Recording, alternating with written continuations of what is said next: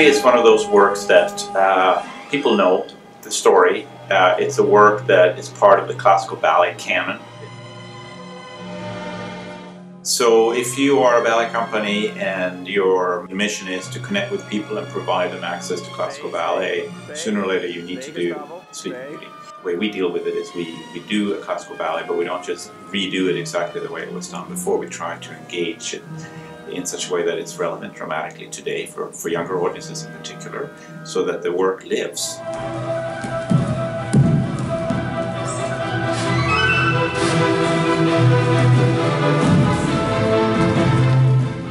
What we really try to do here, what I'm really setting out to do, is to some degree tell the story of how the rose got its thorns. In English we call it Sleeping Beauty, but in German they call it dazzling.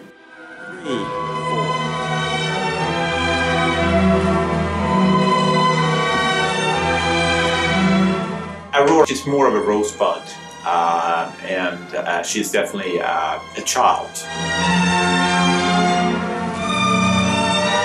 In general, I would say she represents innocence and hope and future and all of that. That's why she needs to be protected. In our case, it's going to be about telling the story about how the rose got its thorns. So we really restaged it in sort of this mythical Garden of Eden.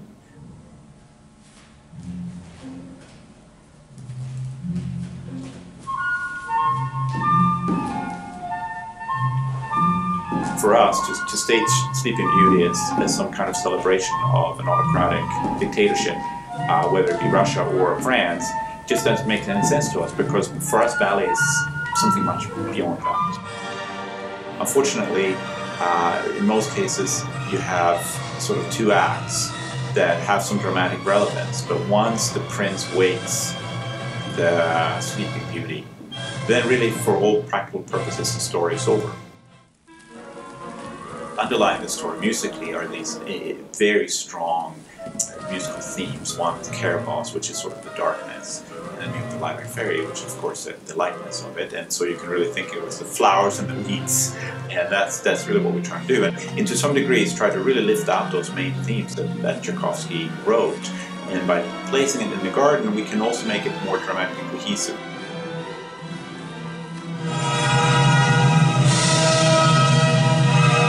Bring it all together, you know, you can make people spellbound.